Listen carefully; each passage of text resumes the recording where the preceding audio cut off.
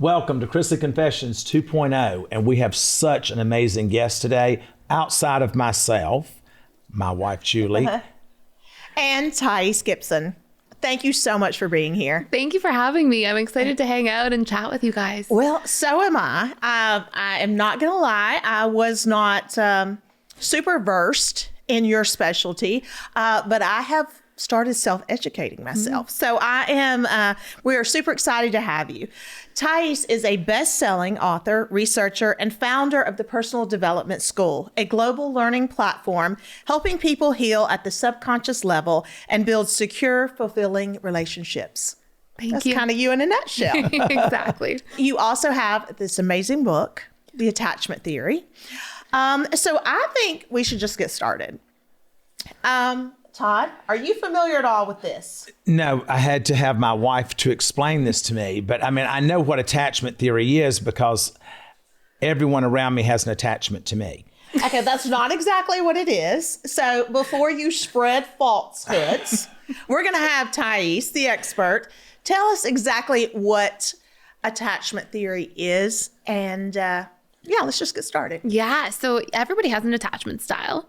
There are 4 of them. And your attachment style is essentially the subconscious set of rules that you get conditioned with in childhood that basically form how you're going to relate to other people as an adult and what you tend to expect in relationships, how you give and receive love, how you communicate, how you set your boundaries.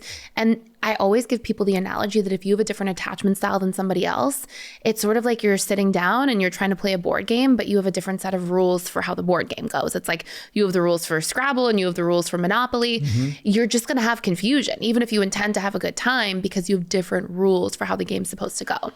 So there are 4 major attachment styles.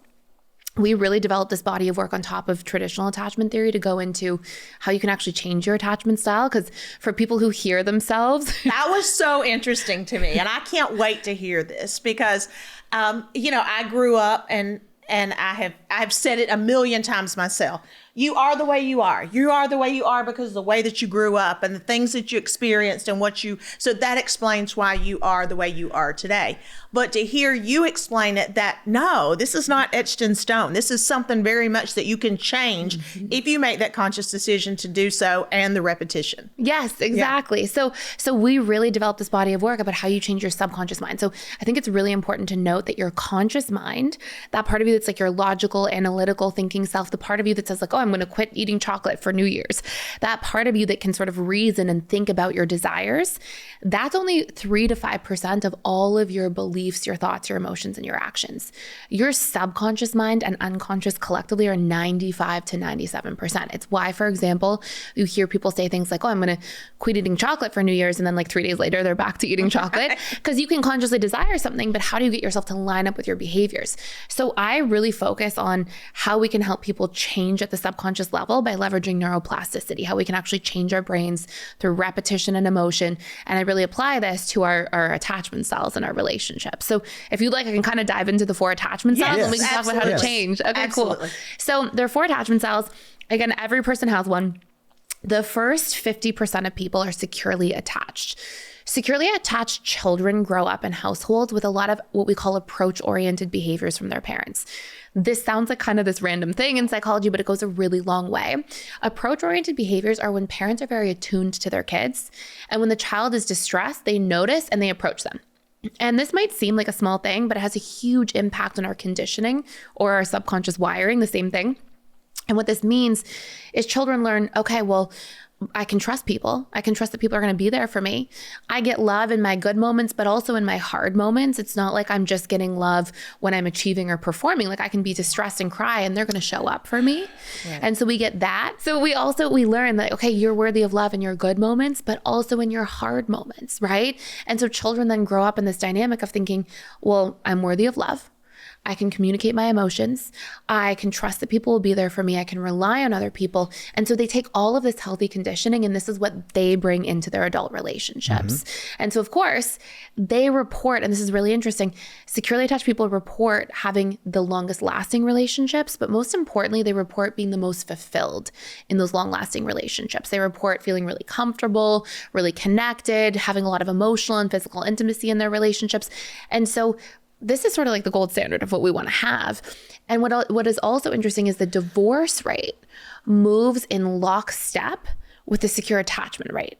So when securely attachment data, when we get that information, says, oh, secure attachment is on the decline, the divorce rate increases, and vice versa. So they Well, that would very make much sense go because you're feeling less secure. Right. Exactly. So they very much, like, in other words, your attachment style is kind of determining your fulfillment in relationships and the longevity But of the also, relationship. I feel like most people that have secure attachment, they don't end up with somebody with secure attachment necessarily. Not always. So yeah, it's- 100%. It's kind of like you have different attachment styles that you're meshing together too. Yes, exactly. And so a lot of people who are securely attached they're more likely to end up with other secure people because they have those healthy dynamics, but that's not always the case. Yeah. And if you're insecurely attached, you usually end up with other insecure attachment styles, and it's kind of chaotic. Right. So then there's 3 insecure attachment styles, and feel free to jump in whenever you have questions. Well, let me ask you, when you talk about this secure attachment, Julie and I, we're on our 6th child now. And each child, not really with Chase and Savannah because they're 14 months apart. Yeah. But with Grayson, who comes along 9 years later, or 10 years from Chase, we were different parents with Grayson than what we were with Chase and Savannah. And now here comes Chloe. She's 12, so 13. She comes along, what is that? She's 13. So Grayson was what, 6 when we got her, when Chloe came to us. So obviously it's a different parenting with her now. And I think that we and I speak for both of us because I watch how Julie does. I think that for us, that we're just more relaxed in what we're doing. Yes. And we know what works and what doesn't work at this point. But when you go back to what you had just said, I feel like that we were always there. We just talked about this morning, that we were always there for our children. Yeah. And even if they were having what you said, a stressful moment. Now, listen, we certainly did not. I'm not a coddler. If you're sitting there in the corner crying, I don't look at you as like, oh, honey, let's sit down and talk about this. I'm like, get your ass up, shake it off, and let's keep moving. You're not dying. It's not, what is it called? Parenting? I'm not into soft parenting or whatever it is. It's not called soft parenting. What is it Permissive called? Gentle parenting. parenting. Gentle parenting. Gentle Yeah. parenting. Gentle parenting. We got all this gentle parenting going on. It's why we got all these damn nose rings and purple hair and parading up down the street. They had gentle parenting. They didn't have belt ties. And there's a really interesting line, honestly, when it comes to parenting too, not to go too far off topic, but like permissive parenting actually has a lot of downsides to it. Permissive parenting is just the clinical term for gentle parenting. Yeah. Too extreme. Like there's this old saying that optimal growth occurs at the border between support and challenge. So if a child is overly supported, they don't grow because they don't have to, right? They never actually learn to build their adaptation muscles. Right. But then also if children are over challenged with no support, if somebody grows up in like a super traumatic household, obviously they don't grow either. So the optimal type of parenting is called authoritative parenting. I got it. I did that. Okay. I'm the authoritative parent. Agreed? Well, yeah, but there's also balance. There's balance to that too. I should have known. Give a little and she'll take it back. I do agree because, Julie and I was the authoritarian. I was the parent that said, no, we're not doing this. Yeah. Julie was the coddler. She was the one, it's okay. So authoritarian is like the too intense sometimes. Authoritative is that nice balance in the middle, which it sounds like you probably were somewhere in the middle. Well, she would say that I was probably all the way up here. And the kids would probably say I was all the way up here. I think at the beginning with the first sets of kids, you were more so. But as you've aged, you've kind of moved to the middle a little more, which is good. Yeah, that's really good. So that's the first attachment style, is your secure attachment style. Right. And so then we have 3 insecure attachment styles, and you can kind of imagine these 3 as being along a continuum. And as I tell you about them, you'll probably know somebody that you've met or had in your life, or a friend who's like these attachment styles, because it's pretty easy to spot. So at one end, you have the anxious attachment style. Anxious kids have a lot of either real or perceived abandonment. So real abandonment would be the obvious. God forbid, somebody loses a parent at a young age, or, there's something traumatic happens, a parent leaves the home and just doesn't come back after a divorce, those types of situations. Perceived abandonment has a very similar impact on the way we get conditioned if it happens repeatedly enough over time, because how our brain works is whatever happens through repetition and emotion fires and wires neural pathways. So if we get a lot of repetition of perceived abandonment, then over time it has a really similar impact on the brain as a real abandonment. Perceived abandonment would be things like you have very loving parents, but they're always gone. It's like, okay, parents are there. Okay, then they're gone. They work a lot. They're always traveling, and maybe the kids are always left with the grandparents, things like that. Nannies, things like that. Exactly. Yeah. And if it's really in excess, a child ends up growing up in a household where they're like, okay, love is there, and then love is taken away. Parents are there, oh, they're gone. Parents are there, they're gone. And so over time, they're constantly bracing to feel like that love is going to be gone, that connection is going to be gone. And so as an adult, their condition becomes really interesting. They grow up and they end up being very anxiously attached, which means they fear abandonment. They fear being alone. Their big triggers in relationships are those two things, but also the fear of being disliked, rejected, excluded, unloved. Like these are these big triggers for them. And anxiously attached individuals cope with this by basically trying to people please their way into everything. They burn the candle at both ends. They constantly overcompensate. They're very generous. They're usually very likable, sweet, friendly people. I think that's what I am then. Interesting. Anxiously attached. Yeah. You do?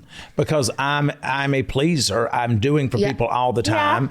And I've always, tried to make sure that everyone liked me. Well, and I mean, and you now I don't give a shit. I think I've conquered. Well, but you've even said though, as a child, because your mother worked all the time. She worked all the time, and like he would say, like he would have this fear. Oh my gosh, is my mom coming home? Right. Is she, she's going to be in an accident, or if she was 5 minutes late, he would worry. That's exactly it. So anxious attachment styles, they fear not just like somebody abandoning them, like leaving, but they fear things like they'll really go in their mind and think, oh, they're 5 minutes late. Like, did something bad happen? Did they die? Are they okay? And oh my God, that's me. I still do that. Like if Savannah this morning. Don't answer the phone. Yes, Savannah this morning.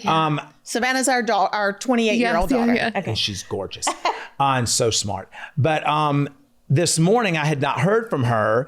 And then I said, and I always send her a message every morning, good morning, beauty. Yeah. And I said, good morning, beauty. How are you? And she said, I just boarded my flight. She says, I was putting my suitcase overhead and it fell down and hit me in my eye. Oh no. And I said, and this is why you have to marry well, so you're flying private. But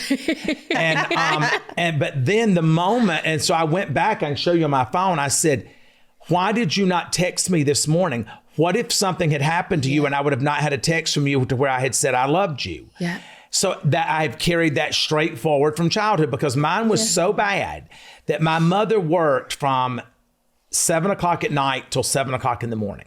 Yeah. And it took 30 minutes to get from her job home. Yeah. If she was more than a minute late, I was on the corner of our street standing where I could see the traffic coming, to stand there and watch on that corner. Yeah. To see her come down the road. And once I saw that car approaching, it was like someone had just drained all the fear out of me. Yeah. 100%. And I remember my mother would get out of the car and she'd say, get in the house and stop acting crazy. People's going to think you're crazy. Yeah. I'm fine. And she's always, to this day, at 81 years old, she's always said, if something was wrong with me, I would let you know. That's what she said. She didn't have a cell phone back then, so how was she going to let me know? Yeah. And how is she going to let me know if she's on the side of the road in a car accident? But She ain't calling me. He automatically thinks the worst. I do. If somebody doesn't answer, I'm on an important phone call or what, I'm using the bathroom, whatever, and don't answer the phone. Oh my God, are you okay? I thought somebody had gotten you, or I thought you had wrecked. Or he automatically goes to the worst case scenario when it comes to that. And that's very much that fear of losing love, fear of that. And it's funny because it won't be structured that way in your mind. Like consciously, you'll be like, oh, I'm scared something bad happens to them. But at the end of the day, it's if something bad happened to them, then I would lose them and I would feel this like deep pain of abandonment. But God has been working on me so much in the last few years. Yeah. And I literally just said to you the other day when we were talking, I think this was on Saturday, and you were out in your car, I was in mine, we were talking, and it was about you getting with your health and all that much stuff. And I said, but it's so selfish because you don't even stop to think if something happened to you, what would happen to me? So when you just said that, that's exactly what I'm doing. Yeah, exactly. Because I don't, I know that as long as she's here, I can go and do whatever I need to do. Yeah. I don't have no problem in getting stuff done.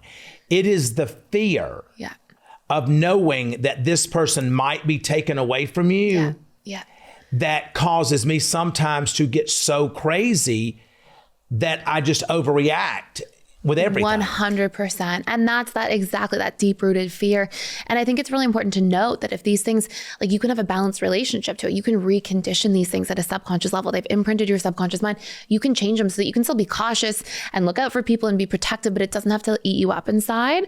And that's a lot of sort of the focus that we do, is you can work through changing at a neuroplastic level some of those deep rooted fears that come from childhood. So like my children and my wife, like if they bought me really nice gifts, would that help me with this? This is healing you yourself. So we can get into like the reconditioning and all that stuff for sure. Tell them it's going to cost them to help me. And then some of the other things you'll see with the anxious attachment style is that they are for sure people pleasers, and you might have worked through that, but like you Savannah. mentioned, but people pleasers for sure. They're very loving, they're very caring people, but they basically can run themselves into like oblivion. Like they can just, okay, I'm going to do the best and show up and overgive and make sure everybody's good around me. And it's kind of at the expense of yourself. So you may find that you do that to the extent where you're like, wait, what about me? And then sometimes this is literally like you are speaking to me and my daughter. Crazy. Yeah. So it's very, honestly, this is when people hear the attachment styles, they're usually like, oh my gosh, that's me. How do you know everything about me? Because it's like, this is the patterning for people. It is. And Savannah and I, we talk, because Savannah and I are very close and we talk about it all the time. And I say to her, don't be me. Don't be me, because you will end up, when you hit 40, you will feel so much resentment towards everyone around you that they have done nothing but take. But then when you get 50, you will start realizing they only took what you were willing to give. Yes, exactly. And until you can get to a place to where you're okay with saying, I'm not good with that. Yep. I'm not good with giving you that part of me anymore. Exactly. And Julie will say to me, since we've been on our sabbatical, for 28 months, Julie will say to me, you're different. The way you respond to things is different. That's good. Yep. But she doesn't feel that that's good, because she feels like that, because, and I want you to correct me if I'm wrong with this, because I don't know, but I mean, what you're saying has got me so excited, because you've just identified me and my daughter. Yeah. I think that when you're a certain way for so long, because she only knows me and my kids only know me for the same way as that. Yeah. And now I am different. Yeah.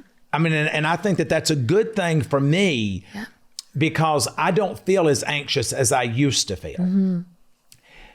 But I think that the people that knew you for 30 years as one way, and then all of a sudden you flip the script on them, then they start feeling insecure about, well, wait a minute, does he not love me enough? Does he not love me the same anymore?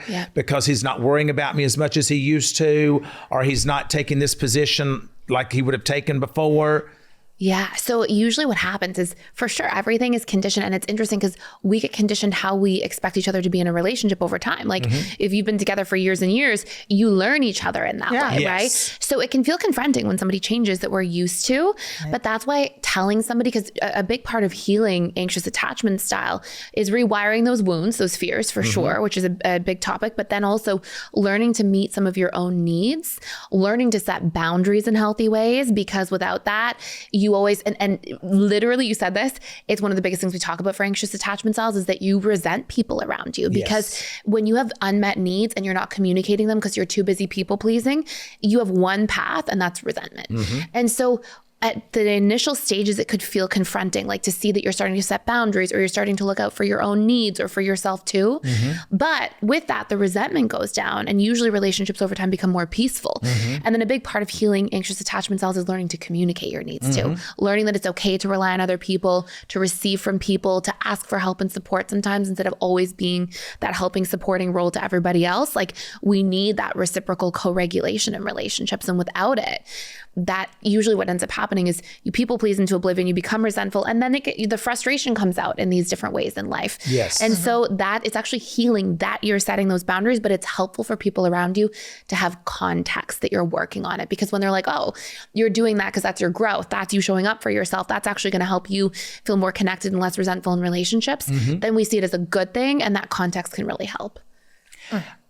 I mean, I feel like this was meant to be. That's great. This was just meant to be. All right. So what's the next one? So at the other end of the continuum is the dismissive avoidant. So in a lot of ways, dismissive avoidants are kind of the opposite. Dismissive avoidants grow up with childhood emotional neglect. And we often think that, and we think like, oh my gosh, children are like at home alone trying to find food at 4 years old. It can be really severe for sure, but like 95% of cases are not that. 95% of cases of dismissive avoidant are actually growing up in a very stable household where like structure is there, order, food is on the table at a certain time, everything's all good, but the parents are not attuned.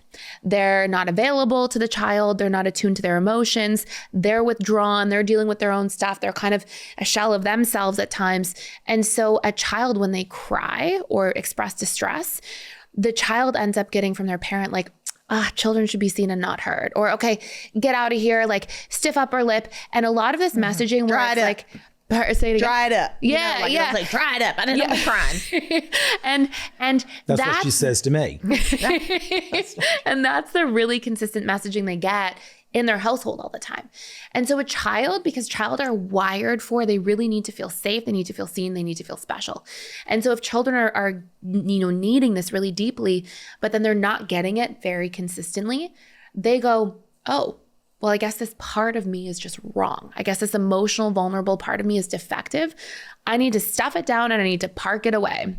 And so they end up becoming individuals who really push down their emotions. They tend to be quite stoic when they're going through things. They're not very expressive. And as adults, they have these big core triggers. Number one, they're really afraid of being seen as shameful or defective because they believe that this like emotional, vulnerable part of them is defective or wrong.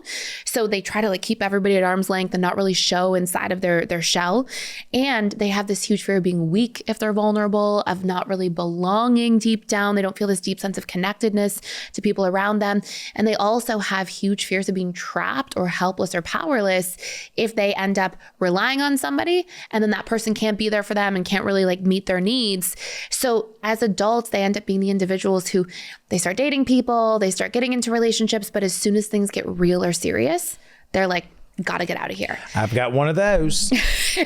One of those as a friend or as one of your children. Okay, there you go. Yep. And so, and it's very common, right? This is very common in terms of attachment styles. And so they end up not wanting to emotionally bond or emotionally connect. Too much closeness scares them because deep down they're afraid of being seen. And it's interesting too, because they're very stoic. Like you won't know, but they're very sensitive to criticism because they don't take criticism as, oh, you did something wrong. You made a mistake. It's a personal attack. Exactly. Yes. They take criticism, you nailed it. They take criticism as like, I am wrong. I made a mistake. I am dysfunctional. I am defective at my core. And so that's what they project. It's how ironic you can always point that out in me, but you don't see it in my brothers or sisters. Yep. And it's this deep, like they harbor that at a really deep level.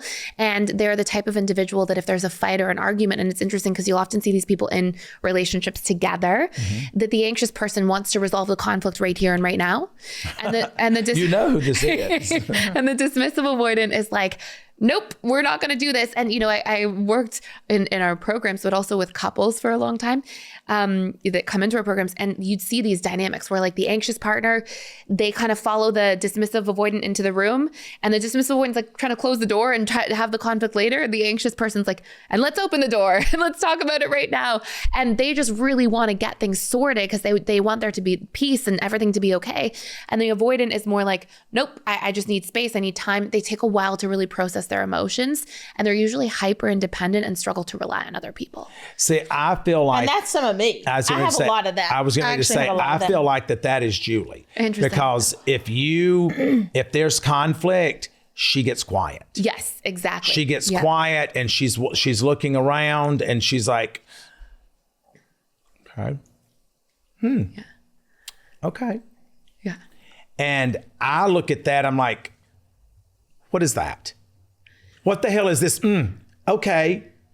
Because I'm like a bull in a china shop. Yeah, yeah. I mean, if shit's going down, I run right out in the middle of it and say, what the hell is going on here? Why are you acting so stupid? Yeah, yeah. It's very simple. This is black, this is white. Yeah. We don't live in gray. Yeah. Julie, when conflict goes on, she literally does go in, she digresses. Yeah. She goes back within herself, and it's almost like she runs with inside herself and does this. Yes. To make sure that no one can get to her. Exactly. And that has been not really a problem in our marriage, because I identified that very early on, wouldn't you say? Because I would say to you, you have said that I talked it to death. Mm-hmm. Yeah. To where she would not talk about it. Yes. She held everything in. And I gained resentment for that because I'm like, so wait a minute. We're both in this marriage. We have these children. I'm here. I'm showing up. I'm being vulnerable. I'm trying to talk this out with you, and you have nothing to say. Yeah. Yeah. You're not participating. You're wanting me to do it all. Yeah. So then that resentment would build within me, and now I look at it with what you're saying is that really was outside of her ability. 100%. And outside of exactly, and it's so beautifully articulated, it's that you each learn different coping mechanisms growing up. Mm-hmm. So as an anxious person, you learned, okay, let me go forward and let me try to maintain proximity and do everything I can to please. As an avoidant, if you tried to do that in childhood, you wouldn't have really been rewarded for that. So that didn't work. So all of that warehouse of your conditioning, that subconscious 95% of our programming is like, no, I just need to be hyper independent. And dismissive avoidants actually learn in their childhood that their best way to maintain closeness to people is to take up as little space as possible and to diminish their attachment needs. So they didn't try to go and soothe with other people. They didn't that wasn't rewarded. So they didn't get like positive reinforcement. Okay, this works for me. That if they tried to do that as children, that was met with them again being sort of dismissed or denied. So then they go and a lot of dismissive avoidants protect their relationships by avoiding conflict. They're like, I don't want to say the wrong thing. I don't want to say words that I can't take back. They're very careful with their words. They internalize things, and they internalize things as a way sometimes of trying to protect the relationship around them. And so you see these two different, and this is where it's like the different set of rules, like the board game, right? It's like you have these different ways that you're trying to both care for each other, but it's based on your own individual conditioning. So it often gets confused. And with us being in television, we've been in television now for 13 years? Well, we were actually on TV for 10. So 13 years. 13 years. And Julie never knew how to say no. Yeah. Yeah. I don't care if it was to crew, if it was to the networks, if it was to, we need you to show up here to do this. And she would say, sure, no problem. But then when the conversation ended, I'm left with her. And it was, well, I'm trying to do this and I'm trying to do that. And then I got to go do this. But why did you sign up for that? Why didn't you say no? Yeah. And I now understand that we have to, as an individual, and this is just what I have learned on my own. So whether it's right or wrong, it's working for me. So, I want you to tell me if it's not right. But what I have learned is that if we don't protect our own peace, then we can't create a peaceful environment around us. 100%. Yeah. And so I don't want to have that. I really do look forward to creating a peaceful environment for this next chapter of our life. Yeah. We're going to have grandchildren. I want my grandchildren coming into a peaceful environment. Yeah. I don't want to hear from my kids about, well, Daddy, you made us do this and you're not making them do that. I don't give a shit about all that. This is now a peaceful environment. Yeah. How I was with you then and how I am today is different. Yeah. Because I now have found out who I am. Yes. And once I found out who I was, I then realized that, okay, Todd, this is why that situation happened.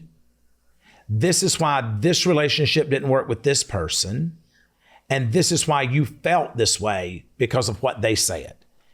I have now learned to internalize those things. Yeah. Now, it took me a long time, but I do have a greater level of peace because I'm not fighting with myself anymore. Yes. And that's beautiful. And so there's actually like 5 pillars, and we can get into them. We still I'll maybe cover the last attachment style, but there's 5 pillars of healing, and they're the same for each attachment style. And you're touching on some of them, like the boundaries, knowing your needs, being able to, and anxious attachment styles, they really have to do that work. Dismissive avoidants have to learn to co-regulate and share their boundaries and needs more, instead of always putting all the burden of everything on themselves to please and show up and then not really speak their truth in situations. But we can get into maybe some of that in a lot of detail. Yeah. But I'll just go through the last attachment style. So the last attachment style is called fearful avoidant. And they are really interesting. They tend to have experiences where they have both an anxious and avoidant side to them. But their overarching theme is, while the anxious attachment style had that real or perceived abandonment, and they cope by always trying to maintain closeness. Dismissive avoidance usually had more neglect. So they cope by always trying to stay hyper independent and not really shake anything up, and always sort of stay within this kind of cookie cutter framework of being independent, doing their own thing. Fearful avoidance, their overarching theme is big T trauma. So they're the ones that usually grow up with a lot more trauma, a lot of chaos around them. And they end up in situations, and let's just go through some like common examples that you would see. You know, as an example, maybe a parent has, is an active addiction, or is an alcoholic, or a parent who has a lot of their own mental health issues growing up, these types of things. And basically what this causes is children to grow up in an environment where they never know what they're going to get.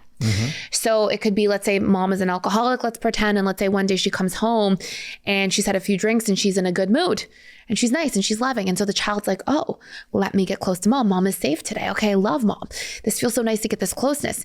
But then another day she's had a few extra drinks and now she's angry and she's kind of cruel and she's mean and she's really unpredictable and scary. And so a child, their wiring, their conditioning about love is sometimes a really good thing and sometimes a really scary thing and unpredictable.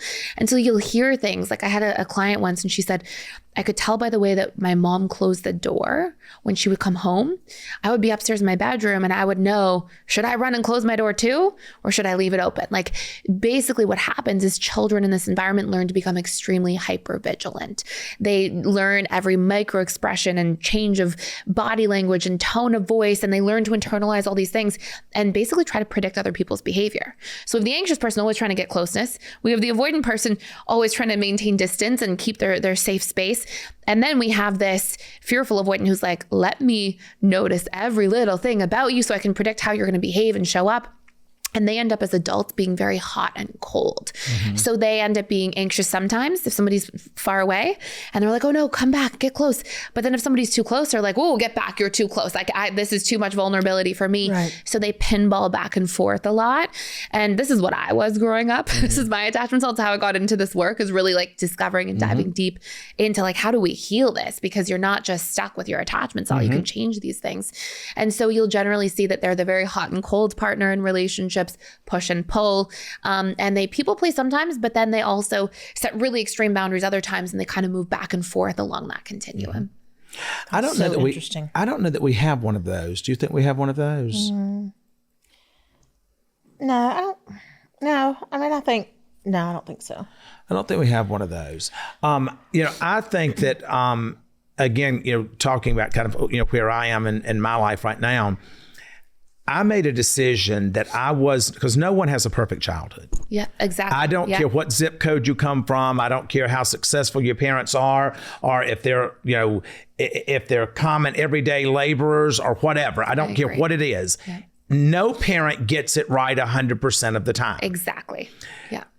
But what I made a decision about, and this only came in the last 2 years for me, is that I would rather spend the rest of my life fixing me than the rest of my life blaming you. Yes, 100%. So I don't want to do that anymore, because first of all, if you fucked me up that much, why am I giving you any more of my time? Yeah. Let me fix what you messed up so that I don't keep bringing it down on the people that I claim to love. Yeah. And let you sit over there and continue to sit in that shithole that you created. Yeah. I don't have to come sit with you anymore. Yes. Because as an adult, we get to decide who we share our time with. I no longer wish to share my time with anyone that is looking to steal my joy, steal my peace, and most importantly for me, not believe that I deserve either one of them. Yes. Absolutely. That's beautifully said.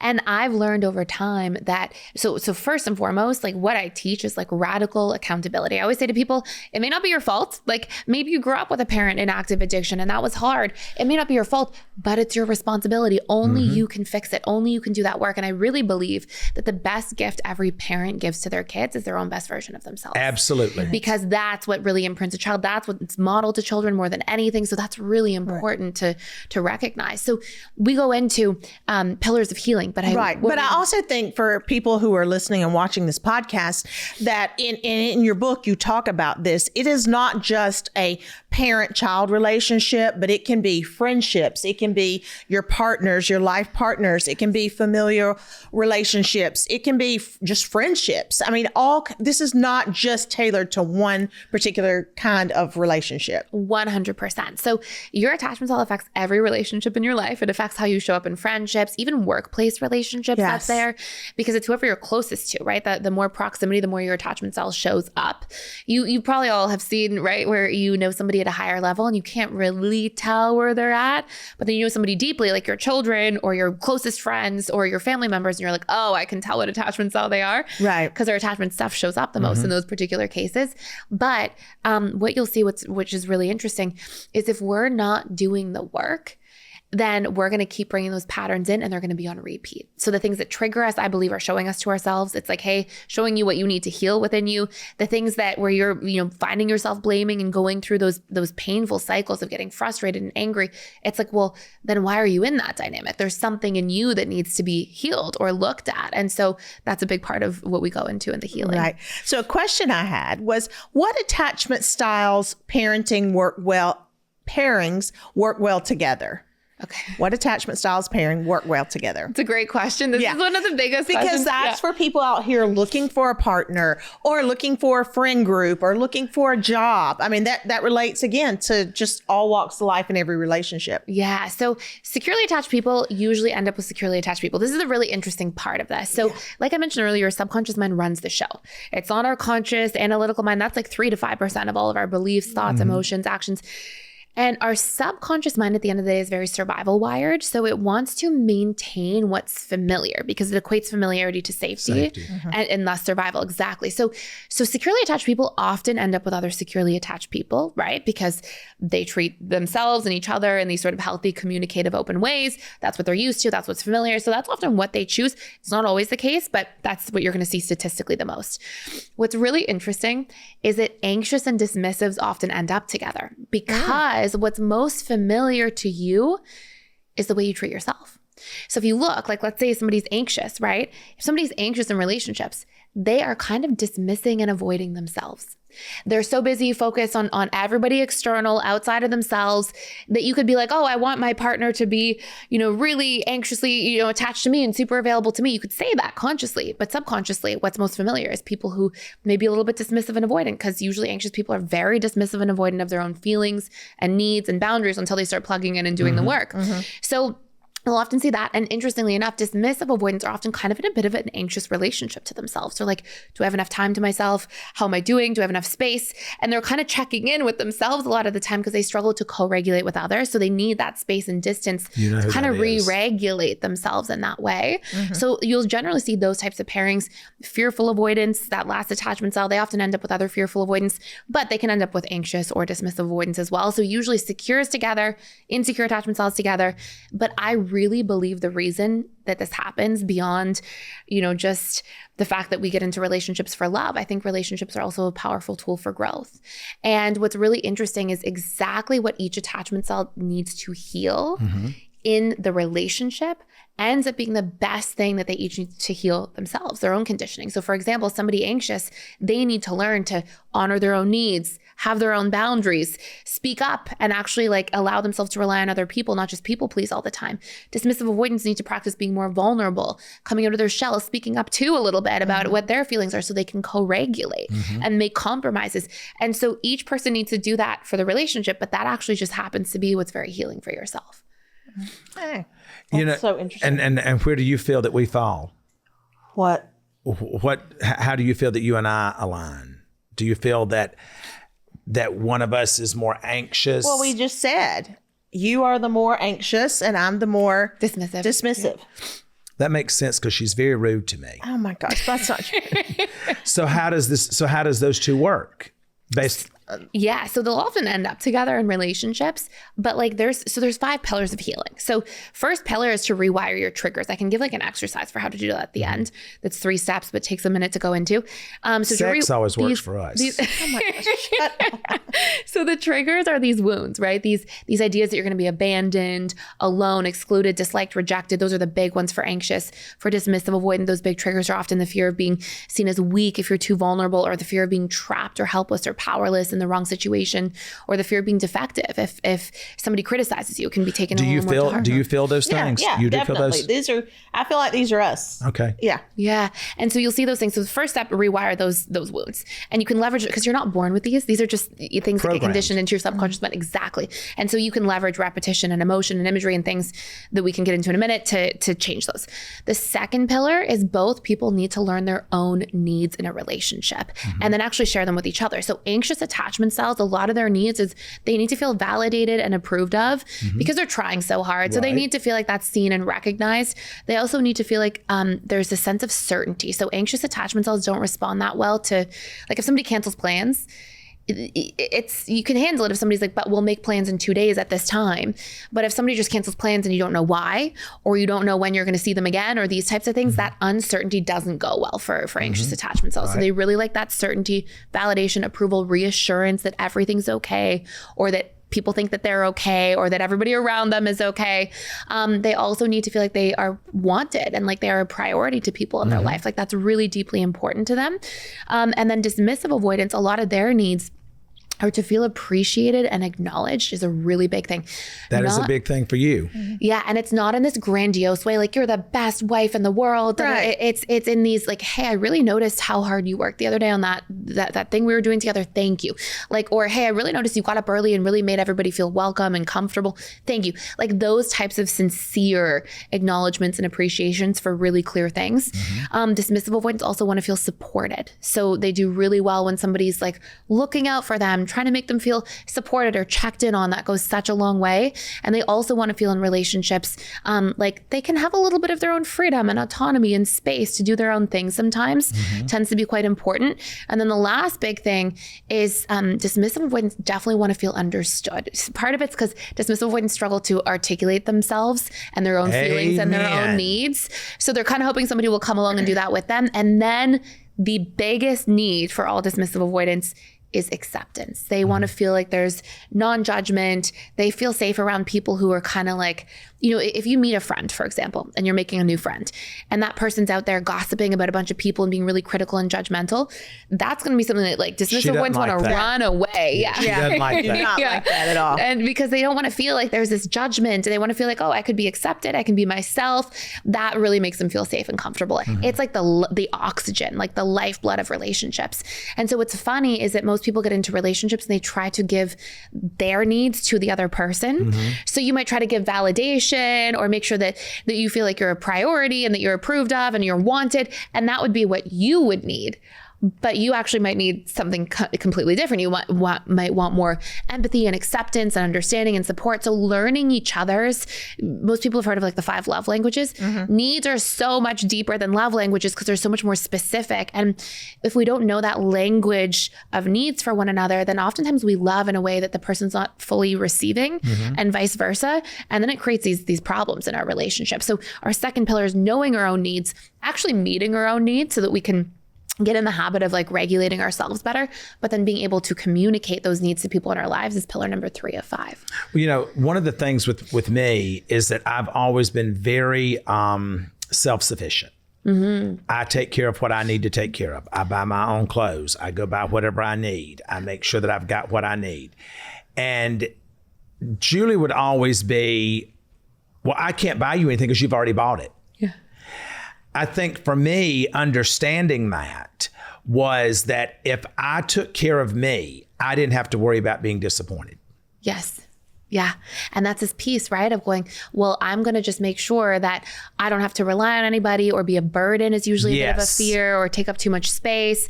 And then also I can kind of control it. Sometimes anxious attachment styles want to feel like the sense of control over things so that they don't feel let down and rejected and abandoned and hurt. Yes. And so it's a bit of a coping mechanism, but part of the healing as well is being able to be like, hey, here's what I need sometimes from this relationship. It looks like XYZ.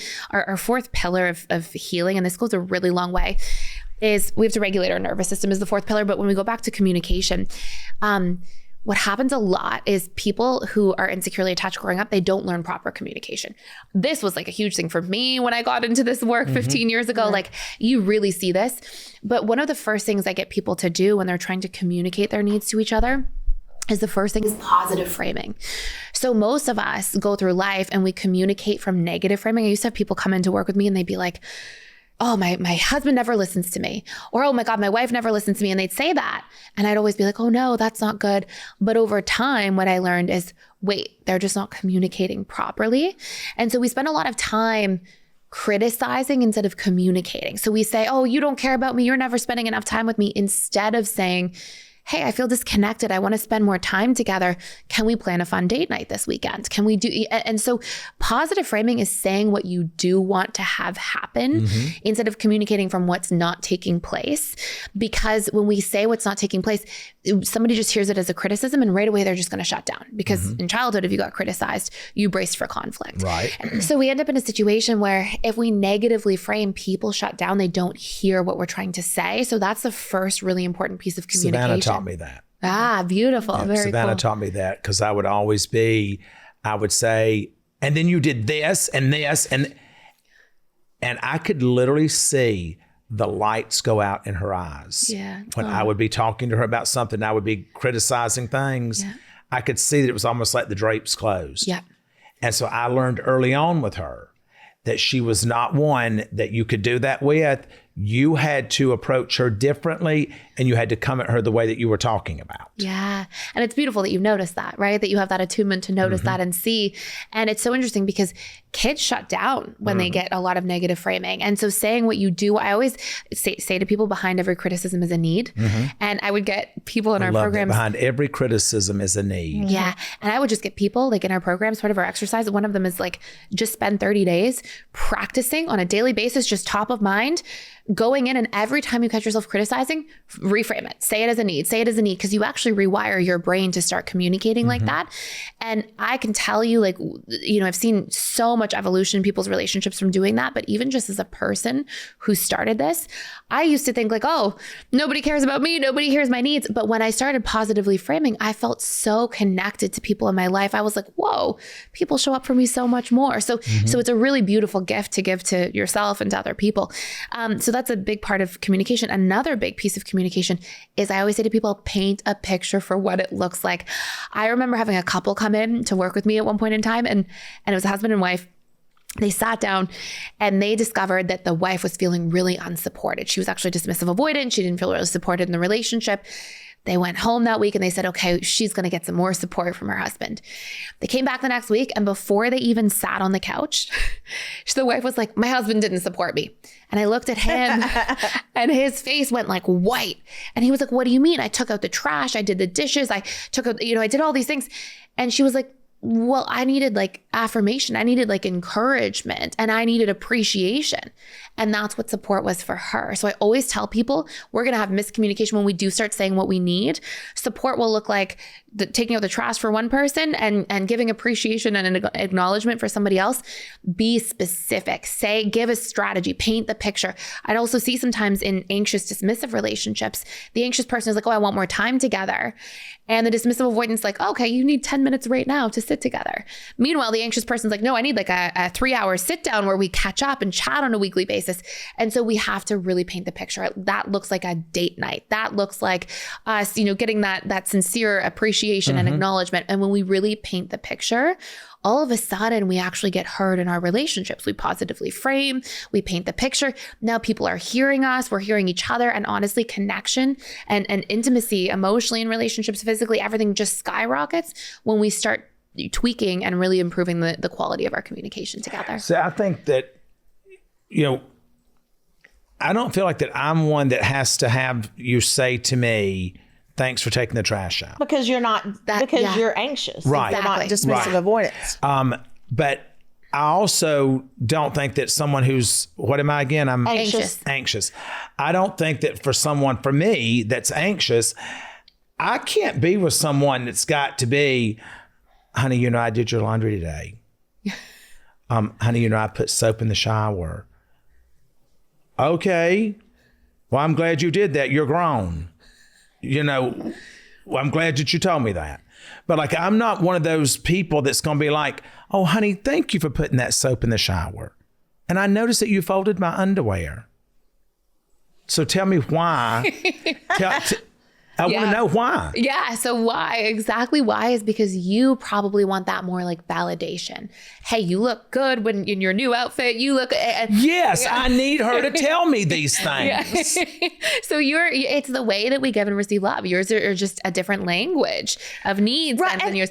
And you probably need a little bit sometimes of like, she needs me to tell her that she did the laundry. Yes. Can you be anxious and dismissive avoidant? If somebody thinks that they're anxious and dismissive, they're usually the middle one. They're usually the fearful avoidant, where they go back and forth, hot and cold a lot. Right. I think that sometimes people think if you're dismissive avoidant, you never feel anxiety. No, like dismissive avoidants are not robots. They feel anxious, but they deal with their anxiety by always retreating. So when they feel anxious, they'll go in their shell more, create more space, more distance. That's when they feel a sense of control. Whereas fearful avoidants are usually the partners in relationships that are more volatile. They become hot and cold. They get angry. They're the roller coaster relationships. They have this huge fear of being betrayed, trapped, helpless, powerless. I don't think either. You've said that about me. Shut up. So what you'll see is just like, how you said, I don't need to say, thank you for doing the dishes, or thanks for putting the soap in the dispenser, or the laundry. That doesn't feel like that's a big deal for you because you don't need that, right? So it's like not your language of loving and giving and receiving needs. But you probably don't need to hear, your outfit looks amazing all the time. Like that's probably actually lower on the totem pole. She actually does. Okay. But it's probably lower on the totem pole than sincere appreciation and acknowledgement for the things that you're doing and the way that you're showing up. And so it's a matter of like, part of when we love is we want to love. I always say to people, sympathy is loving as we would need to be loved. Mm-hmm. Empathy is loving as the person that we know as they need to be loved. I remember having this woman. She was so sweet. She was young. She came to work with me, her and her husband, or her and her fiance came to work with me, and they were anxious and dismissive.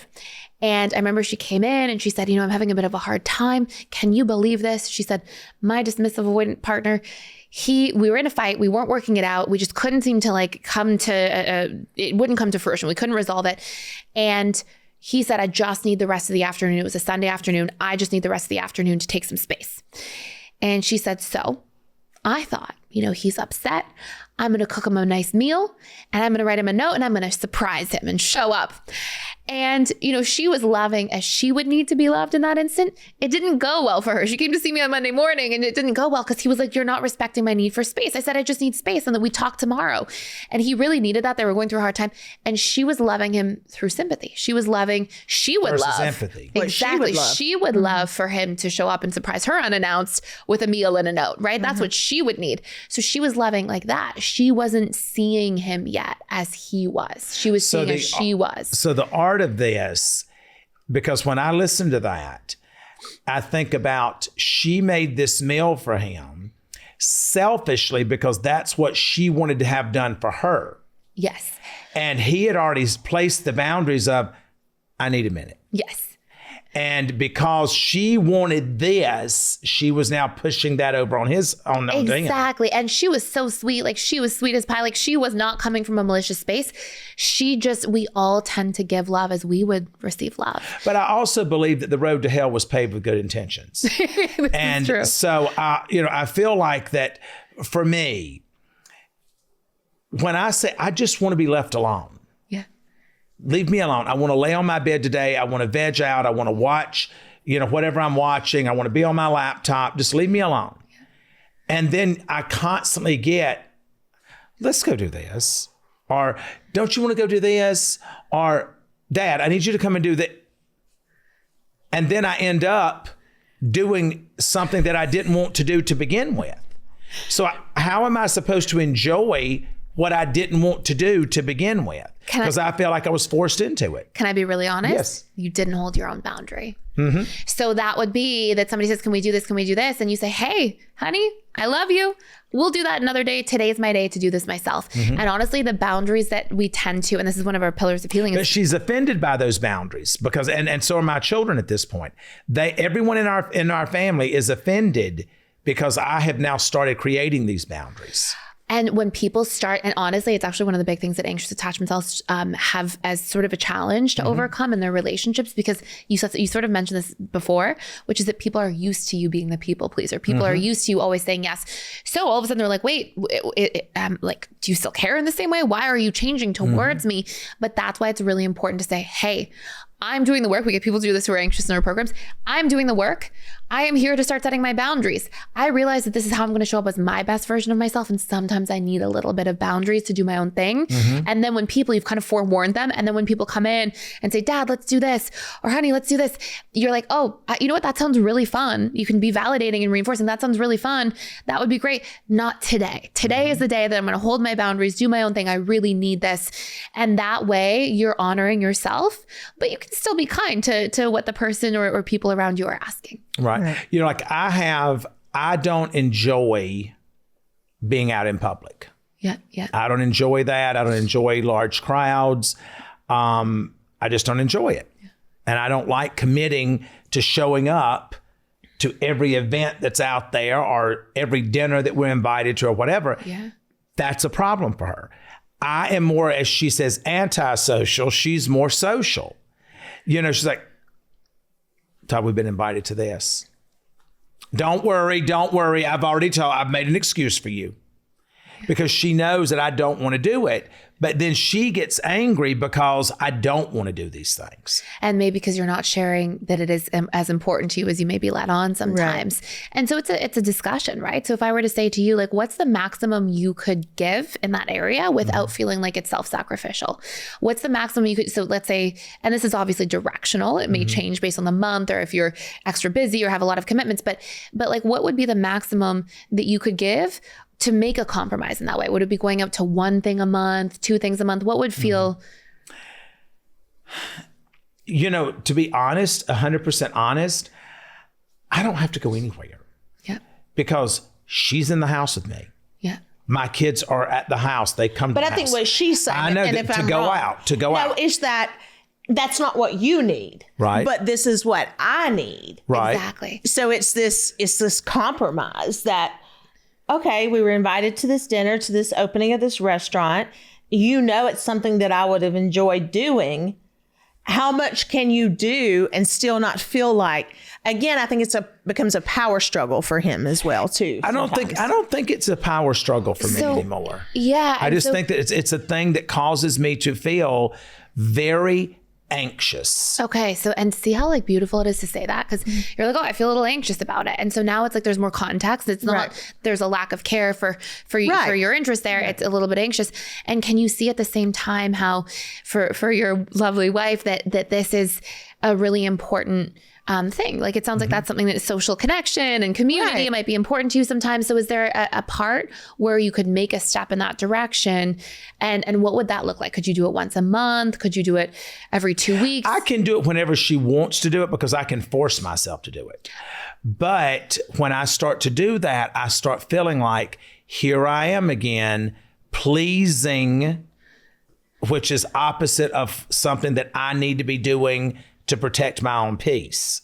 Good. So I have that struggle with that. Excellent. So notice the difference between pleasing would be it's a pattern. It's ongoing. You're always self-sacrificing.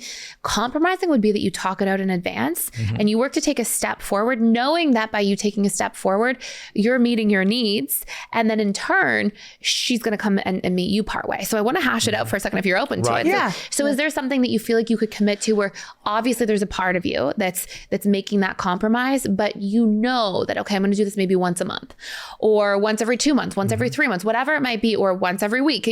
I'm curious what you think you could commit to where this is me showing up for my wife without it being, oh, I'm now expected to do this all the time. Because what's worse is when we don't hash it out and have the conversation.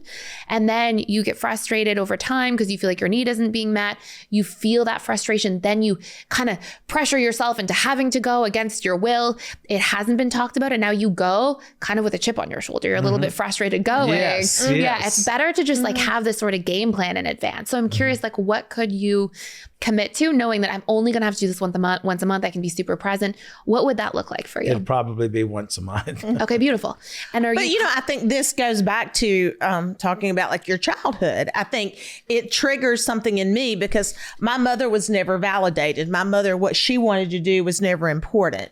Where she wanted to go, if she wanted to travel or if she wanted to do something, that was never important. Yes. It was always my father's schedule, what he wanted to do. So I think it's part of that triggering what I grew up seeing. I'll tell you a brief story to touch on this because this is so important. So this is one of our pillars, that wound, that core wound pillar that I talked about. So we bring these triggers into relationships from the past. Right. And I remember I was running, this is like 14 years ago or so. And I was sitting, and it was one of my first years of working with couples. And this couple came in, and it's a husband and wife. The wife starts talking about how her husband leaves the laundry on the floor. And I was like noting something down. And I look up and her hands are shaking with rage. She's so mad that the laundry's on the floor. And I look at the husband, and the husband is like crouched like a little kid. And I'm sitting there watching them talk about laundry. And I'm like, she's like 9 out of 10, maybe 10 out of 10 enraged. He's like really sad and upset. And I asked them, I said to her, okay, well, there's no way they're this angry about laundry on the floor, clothes on the floor. So I go, what do you make it mean about you when the clothes are on the floor? And she said, well, he doesn't respect me. I keep asking him, to do this, and he doesn't hear me. He doesn't listen to me. He doesn't respect me. And she had a big wound from her father feeling disrespected. And I asked him, I said, when she starts getting angry, what do you make it mean about you? And he said, well, I feel like she doesn't love me because I try all these things and I try to, show up in all these ways. And she gets so mad about something so small, just clothes on the floor. And so here are two people arguing about feeling disrespected and unloved. And they're trying to solve the problem by talking about clothes on the floor. Yeah, that's why we can't get. And so those are our wounds. So notice how in your situation, you said anxiety. I want to come back to that. But you actually said, I felt like what I want to do isn't a priority. And I'm curious what you make that mean about you. And just whatever comes up. Like if what I want to do and the things that are important to me aren't a priority, what do you make that mean? Well, I think it goes back to just feeling unappreciated. I think it comes back to worthiness. Yes. I think it comes back to just feeling seen. You mentioned that, feeling really seen in a relationship. Okay, beautiful. So when that doesn't happen for you, it's not just about the social event at a high level. Right. It's about that I want to feel seen. Right. I want to feel like my time is worthy too. The things I want to do are worthy as well. And so these are 3 core wounds: unseen, unworthy, and I don't matter or I'm not important.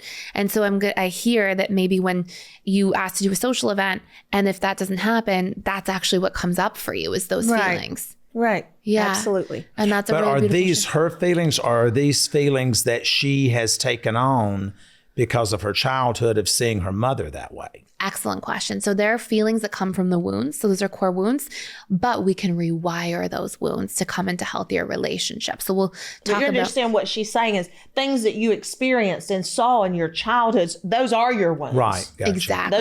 Those are your wounds. And I always give people this analogy of like the bear in the woods. If you go into the woods and you see a bear and the bear chases you, and thank goodness you run away and you're safe, but you have to go back into the woods the next day. Well, what does your mind do?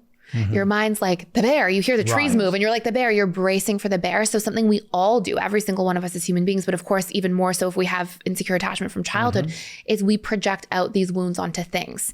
So while that situation may still be something that you just need as a person that's important to you, it's going to sting a little extra when it doesn't happen, because your subconscious mind says, oh, we're not getting our needs met. What do we make this mean? We project out that scenario again. And it's like, oh my gosh, well, I feel unseen and unworthy and like I'm unimportant. And so so then the dance becomes, how do you meet the needs, but also rewire the wounds so that we have a more balanced relationship to the situation. So we can talk about how to do that. But I'm actually really curious for you first to just come full circle. Is that's what you feel when the social event doesn't happen or you don't go to the social event? What do you make it mean when you have to go to the social event? Because I actually sense that there's something there for you too. I just feel like that the people that matter to me the most, I'm already with. Yeah. That's Julie and my children. And now I feel like that I'm on television. I'm giving you everything that you expect me to give you. Even when I'm sad on the inside, I'm still making you laugh. I'm still making you, for 30 minutes, I'm making you forget about the pain that you're going through or the sadness in your life.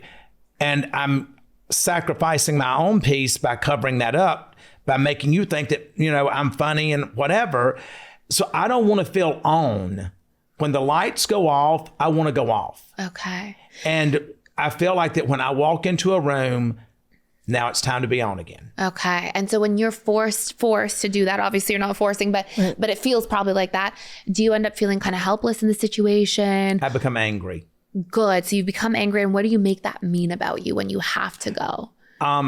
It builds resentment in me. Yeah. Because I feel like that I'm now being forced to do something that I don't want to do for people that I don't care about. Okay. And that don't care about me other than to get a photograph or to say that they did this or whatever.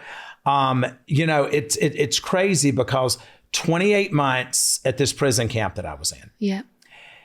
I didn't have that. Yeah. Yeah. I didn't have that. I had the guys that I worked out with, we cut up, we laughed, did our thing. That was bad. There were bad moments of that. But I didn't have to worry about, all the cameras. Being on. Yes, I didn't have to be on. Yeah. And that was the thing that I truly believe helped me heal a lot. Wow. That makes a lot of sense. It helped me heal so much because we were all wearing the same clothes. Yeah. We were all eating the same food. Well, not all of us, but it was in general, we were all basically equal. And I loved that equal playing field. Yeah. I didn't have to walk into a room to where I'm looking around to see who am I competing with tonight? Who's gonna win this? If we don't win this, and where's all my kids? Because their kids are here, so I need to know where my kids are. Are my kids prettier than their kids? Are my kids dressed better than their kids? Are my kids behaving the way that they need to be behaving? I don't want that in my life anymore. And it's so interesting because how we heal is through repetition and emotion. It rewires our patterns. And it sounds like you had this period of time to literally stop being on.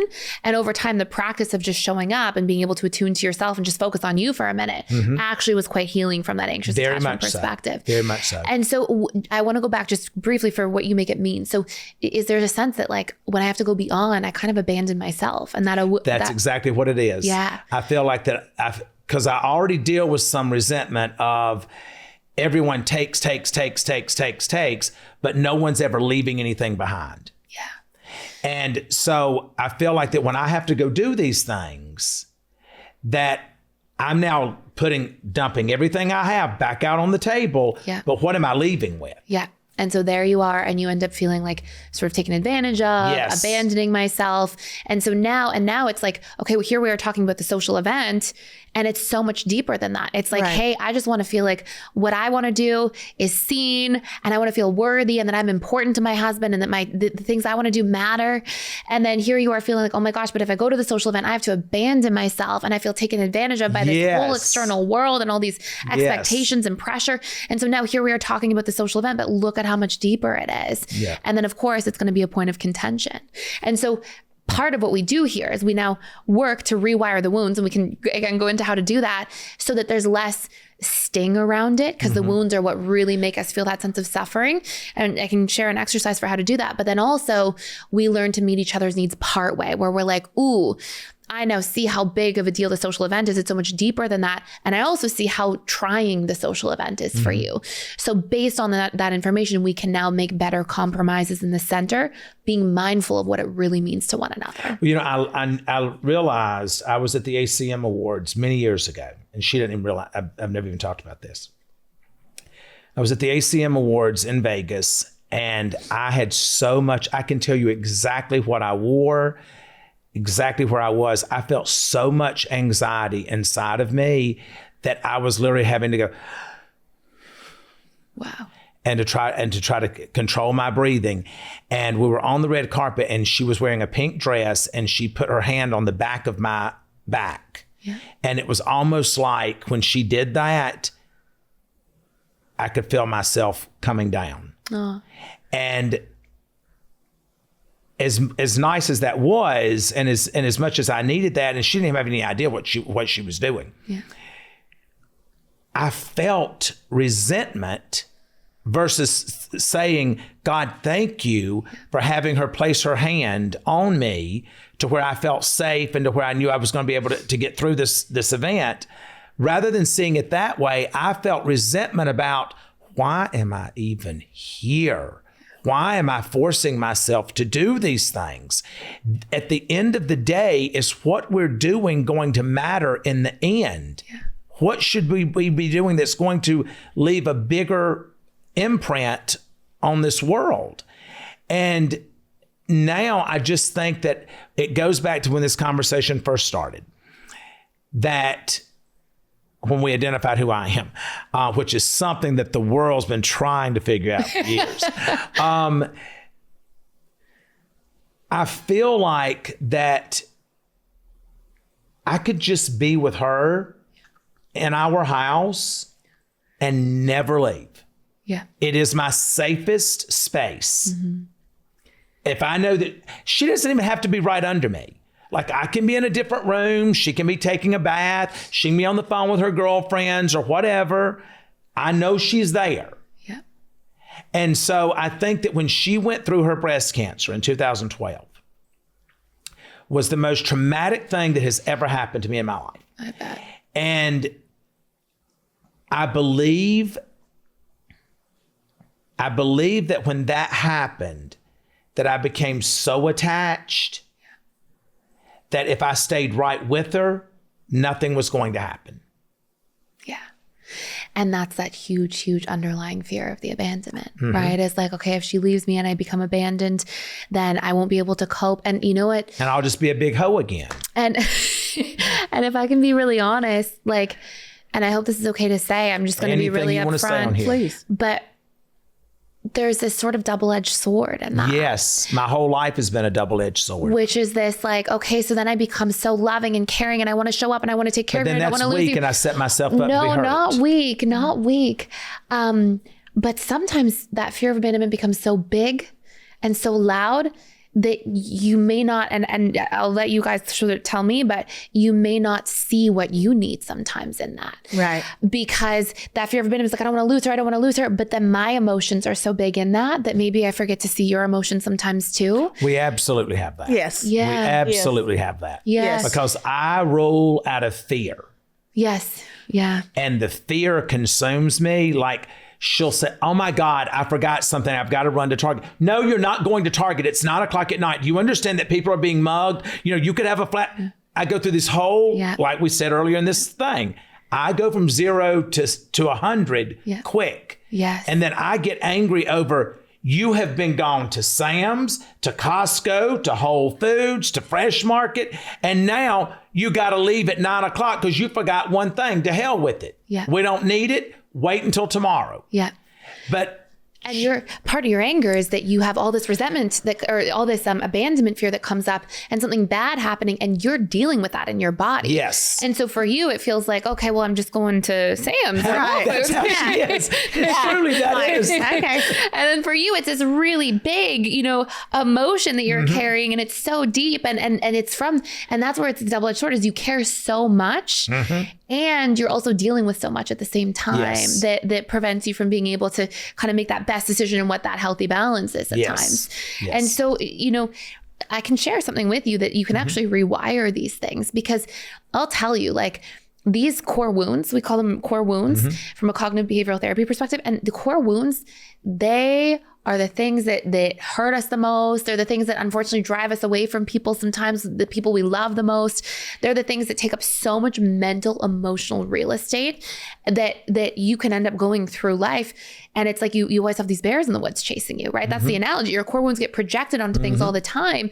And so we don't see objectively as much. We see through the lens of our core wounds. And so I can share a 3-step exercise just at a high level. It's a good practice to do. It's really easy. It's sort of a starter kit tool that I share. Okay, beautiful. So the first thing is your core wounds are subconscious. Okay. So they are not, nobody's consciously waking up saying, I'm going to tell myself I'm going to be abandoned all day long and see how I feel. Right. So we have to really engage the subconscious mind in the process. So the first step is to find your wound and its opposite. Okay. So if it's, I'm not good enough, I am good enough, I'm going to be abandoned, I'll have connection. If I'm going to feel like somebody is going to get hurt and I'll be unsafe, I have safety in the situation. So we're really trying to start with that core wound and its opposite, step 1. Step 2, affirmations. People say, oh, affirmations are BS. I'm sorry. They are like a waste of time because affirmations speak the same damn way. So affirmations are your conscious mind. Okay. Your conscious mind doesn't speak language. If I say to you, okay, whatever you do, do not think of a pink elephant. You friggin' flash an image of a pink elephant. Right. Your conscious mind understands language. It says do not, but it's too late. Your subconscious flashed the image. Our subconscious speaks in emotions and in imagery. Okay. So if we're going to try to rewire the wound at the subconscious level, we have to speak in emotions and imagery. This is how we leverage neuroplasticity, is repetition of emotion and imagery. Okay. So what we do is step 1, I am not good enough. I am good enough, just to keep it really easy. Okay. Or I'm abandoned. I am going to have love and connection. It will stay. Then what we want to do is find 10 pieces of memory of times that we did feel good enough, or that the people we love were safe. Everything was okay. We maintained connection. The reason we want 10 is for repetition. Repetition is what fires and wires new neural pathways. Emotions and images are the language of the subconscious mind, which is where the problem exists. Okay. So now we're using our conscious mind to speak to our subconscious in a way that can actually rewire it. Then what we do, step 3, is we record ourselves saying this out loud. Okay. And we listen back, ideally in the first hour that we wake up or last hour before we go to bed, for 21 days. Now, what we're doing is in the first hour that we wake up or the last hour before we go to bed, our brain is producing more alpha brain waves, which means our subconscious mind is more open to taking in information. So now it takes 2 to 5 minutes a day. So we're coming up, like, let's just say for ease sake, somebody saying, oh, I'm not good enough. I am good enough. I was good enough when I showed up to have this hard conversation 3 days ago. I was good enough when I listened to this podcast where I'm learning things about myself. I was good enough when I went to that social event. Exactly. Yeah, there you go. And I showed up and I tried and I went out of my comfort zone and I was fine. So we're coming up with these honest pieces of evidence. So they're real. They're not some like just affirmation your way through things. They're real.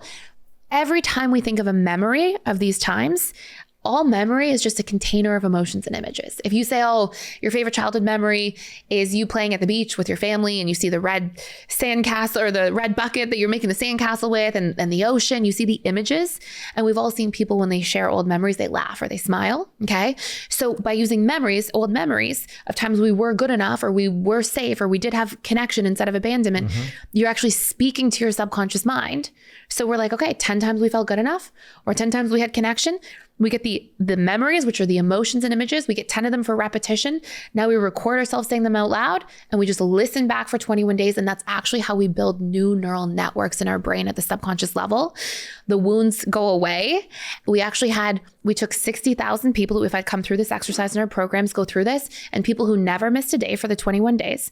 They listen back to these for 2 to 5 minutes a day. They focus on the feelings and the images so that it's really speaking to the subconscious mind.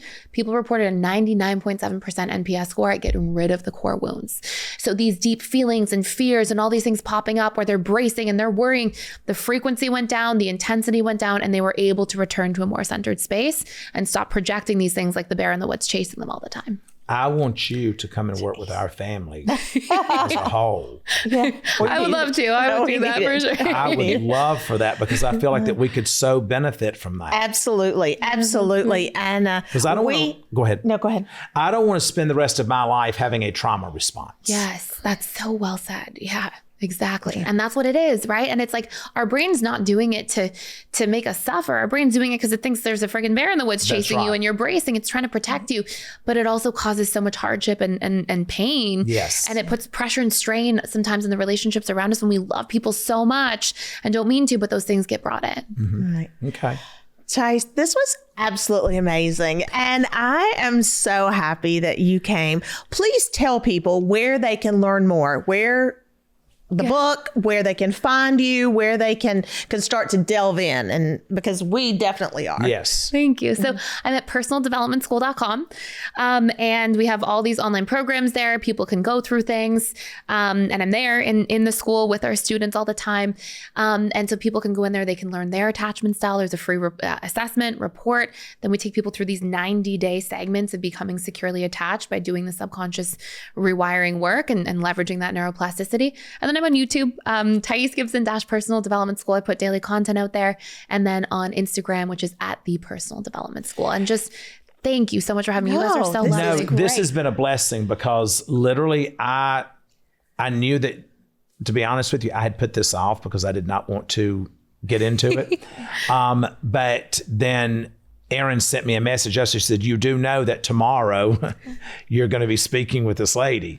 And so I told you, I said, I think you can just do this. She goes, no, we're both doing together. this. But something that just dawned on me, this is a program that's 90 days, right? Yeah.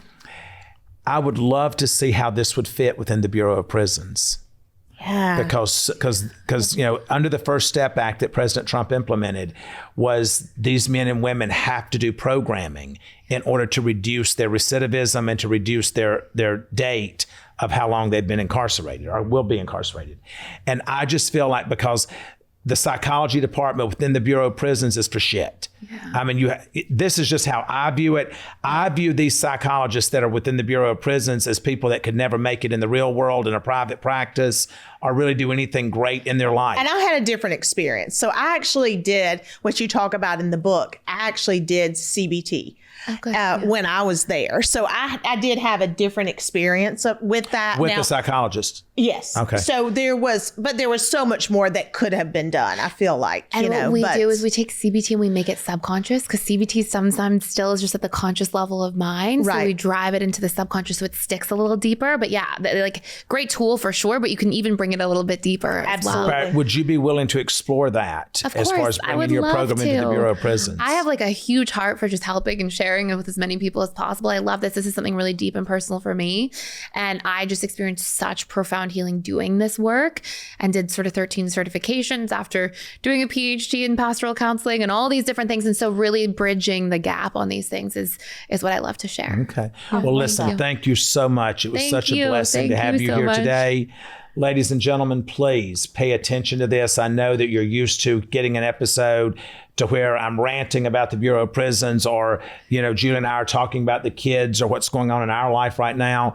But I feel like I put this episode off because I wasn't brave enough to sit and have these conversations. But today has been a wonderful revelation for me to see that you can identify what's going on in our life. So I want you to tune in, pay attention to what this lady is saying. Please follow Thais Gibson. And follow her because it can help to change the dynamics in your whole family. So until next week, good luck and God bless.